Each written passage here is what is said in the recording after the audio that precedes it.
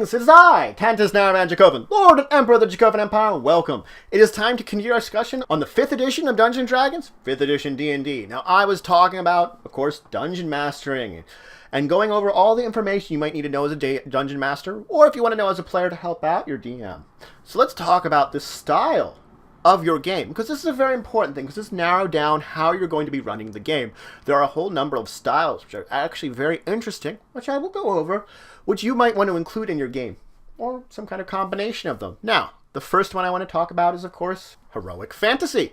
Now, this is sort of the baseline of what you would see in D&D when you're reading through the player's handbook. This is where your characters generally act as heroes. They might some have their own selfish reasons for doing some of the things, but they generally are doing heroic deeds for the right reasons. In overall, it's because they're willing to help out people. Money on the side might be okay. This is exploring dungeons to fight monsters, getting loot, going on various kinds of adventures similar to that. It is the standard fare of fantasy. You will find that it's got sensibilities and technology often like the medieval world without actually being sort of like a European style of things. So it kind of fits along those lines, but it's not quite. And it is, again, the standard fare of fantasy that you might find. This is often reflected if you want to look up and read about some of these things. The novels of Forgotten Realms oftentimes reflect this. So Forgotten Realms is actually the closest to this that you actually might find. Now, there's sword and sorcery, and this mimics some of the classic sort of fantasy novels and novelization like that, where there's oftentimes the main characters are not necessarily motivated by good. They're motivated by kind of greed and more base level interests when they're doing things. And that there are less spellcasters than normal, and spellcasting represents like corruption, decadence. You'll find a lot of major villains are, of course, wizards and similar like. This is a very classic line of fantasy, and if you're looking for a game that's fitting with this, if you're looking for a base setting that you just want to use, Dark Sun often represents this kind of fantasy.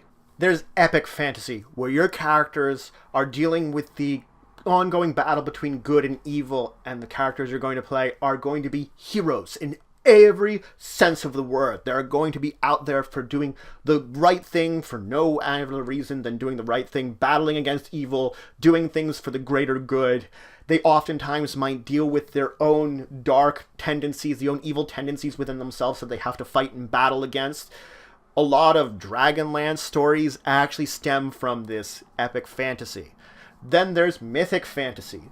This is reflecting something, a lot of legends, of old tales, where you have to deal with agents of the divine or gods themselves, or perhaps some of your players are descended from divine sources. This mimics things like Greek legends and stories like that, but you can really take on any culture you want if you're looking to have this mythic fantasy that you're doing. You could really use influence from any culture, not just Greek. There's dark fantasy. You're taking on horror aspects, sort of things of madness. You can take on more classic horror or maybe more like Lovecraftian horror. The thing about this is you should really discuss with your players ahead of time if you're doing some kind of horror setting, because then they can help add in some of the tension that's going to be felt across the board, because that's really what you're developing, that there's like overwhelming sort of darkness or monsters or horrible things happening that your characters have to deal with. It is a horror sort of game. There's intrigue. Intrigue is, again, one that you're wanting to talk about your players before you're going to have to do. They're going to have to make appropriate characters for it, because this one is pure role-playing if you're doing an intrigue game. It's going to be that. There will be little combat, if any, and it's going to be based around the fact of a lot of skill-based checks. Oftentimes, talking or discussing things with people. It is talking about spies, espionage, sabotage, or cloak and dagger activities that your players might be either participating in or on the receiving end that they're going to have to reciprocate in some kind of way. These are going to be very involved storylines with a lot of talking and character development on both ends of who you're there and the NPCs they're acting with. After that is mystery. Now, mystery is an interesting one because your players are going around trying to solve puzzles, get through problems that are around there, solve different things. And there could be some combat involved with it, but it focuses heavily on the puzzle solving, question solving, problem solving that your characters are going to have to deal with. There might be an overarching mystery that your characters are going to have to deal with, some kind of question that you ask at the beginning of the adventure that is going to be what is going to follow them the entire way. Or it could just be more that they're coming across smaller mysteries that they're going, and they're specifically looking out for them because of the nature of their team in discovering and solving these mysteries. This is another one that's going to have a heavy skill focus, not nearly as much as the intrigue, but again, it's one that's going to have a heavy skill focus. There's swashbuckling. Now, if first you hear that, you think, oh, pirates all the time. But it's not just pirates. This could also be something like musketeers. So you could definitely have a ship-based kind of setting that you're having, or you could have more like inner city, those sort of situations where you have this sort of adventure, daring do kind of setting that's going on. Now, they might run into a dungeon here and there, but it's oftentimes dealing with the adventure of dealing with other people, battling it out in city streets or across ships. That is the swashbuckling attitude you're trying to bring in. There's, of course, war. War is a pretty big theme, too, because wars happen across a lot of fantasy lands. War is not having your characters be the rank and file of a group. They are like a team that is being either hired or part of an army that's going on various missions, either sabotaging a supply line, maybe it's diplomatic that you have to bring this message to the other side of some kind of army, and they're doing actions or missions that are meant to change the tide of some kind of battle that's going on in the background or that's going to go on in the background. They're affecting an overall battle, overall war with their very actions and the missions they undertake, but they themselves are only a small part of it. Then, of course, there's Wuxin.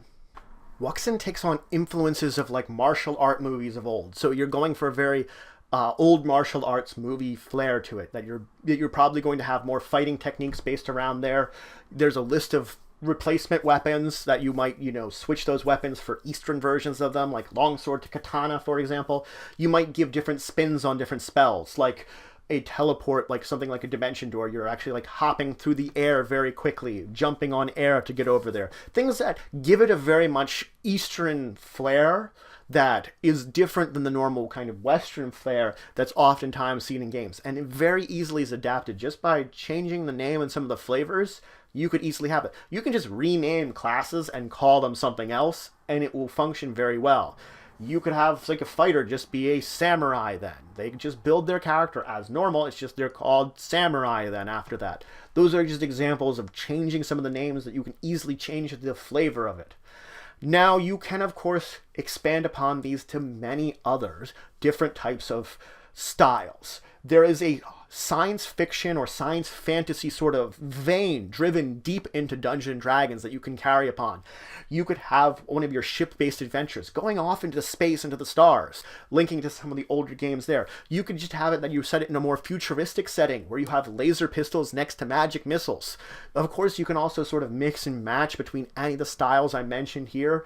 You could come up with something else entirely. The sky is actually the limit here. But you just have an idea now of the styles of adventures that you're going to put together that is going to refine down your adventure even more. So that's it for today. I talked about the styles of gameplay that you're going to have. Well, some of them, giving you some suggestions and telling you what kind of ideas you might want to develop your own style that is going to work within your gaming world. In the next episode, I'm going to move on from here and talking about constructing your own multiverse, building that and understanding what it is to have a multiverse, expanding upon this information that I briefly talked about in my Player's Handbook-based episodes. So if you have any questions, comments, anything you say, anything you think I left out, please leave in the comments below. Please like, share, and subscribe to support the channel, the empire, the work I do. If you want to show some more support, please check out the link to my Patreon down below. But regardless, until the next time, I bid you farewell.